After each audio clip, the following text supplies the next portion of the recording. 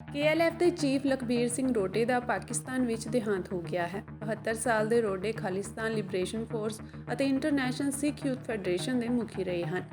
ਉਹ ਸੰਤ ਜਰਨੈਲ ਸਿੰਘ ਭਿੰਡਰਾਂਵਾਲਾ ਦੇ ਸਕੇ ਭਤੀਜੇ ਸਨ। ਉਹਨਾਂ ਦੀ ਮੌਤ ਦੀ ਪੁਸ਼ਟੀ ਸਾਬਕਾ ਜਥੇਦਾਰ ਸ਼੍ਰੀ ਅਕਾਲ ਤਖਤ ਜਸਬੀਰ ਸਿੰਘ ਰੋਡੇ ਨੇ ਕੀਤੀ ਹੈ।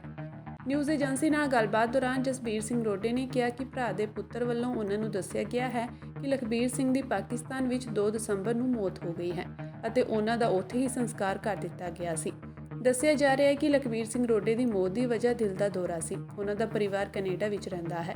1985 에ਅਰ ਇੰਡੀਆ ਬੰਬਾਰੀ ਵਿੱਚ ਲਖਬੀਰ ਸਿੰਘ ਰੋਡੇ ਦਾ ਨਾਮ ਆਇਆ ਸੀ, ਜਿਸ ਤੋਂ ਬਾਅਦ ਭਾਰਤ ਸਰਕਾਰ ਵੱਲੋਂ ਉਹਨਾਂ ਖਿਲਾਫ UAPS ਦੇ ਕੇਸ ਦਰਜ ਸਨ। ਫਿਰ ਲਖਬੀਰ ਸਿੰਘ ਰੋਡੇ ਦੁਬਈ ਦੇ ਰਸਤੇ ਤੋਂ ਪਾਕਿਸਤਾਨ ਚਲੇ ਗਏ ਸਨ। 2021 ਵਿੱਚ ਲੁਧਿਆਣਾ ਕੋਰਟ ਵਿੱਚ ਹੋਏ ਬੰਬ ਧਮਾਕੇ ਵਿੱਚ ਵੀ ਪੰਜਾਬ ਪੁਲਿਸ ਨੇ ਉਹਨਾਂ ਦਾ ਹੱਥ ਦੱਸਿਆ ਸੀ। NIA ਨੇ ਇਸੇ ਸਾਲ ਅਕਤੂਬਰ ਵਿੱਚ ਮੋਗਾ ਵਿੱਚ ਛਾਪੇਮਾਰੀ ਦੌਰਾਨ ਭਾਈ ਲਖਬੀਰ ਸਿੰਘ ਰੋਡੇ ਦੀ ਜਾਇਦਾਦ ਨੂੰ ਜ਼ਬਤ ਕਰ ਲਿਆ ਸੀ। ਉਹਨਾਂ ਦੀ 43 ਕਨਾਲ ਜ਼ਮੀਨ ਨੂੰ ਸੀਲ ਕਰ ਦਿੱਤਾ ਗਿਆ ਸੀ।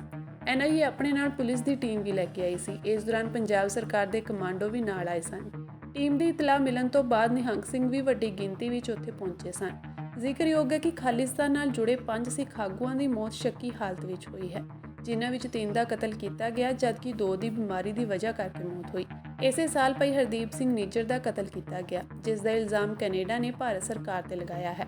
ਹਾਲਾਂਕਿ ਭਾਰਤ ਸਰਕਾਰ ਨੇ ਸਬੂਤ ਨਾ ਪੇਸ਼ ਕਰਨ ਦੀ ਸੂਰਤ ਵਿੱਚ ਇਸ ਨੂੰ ਸਿਰੇ ਤੋਂ ਖਾਰਜ ਕਰ ਦਿੱਤਾ ਸੀ।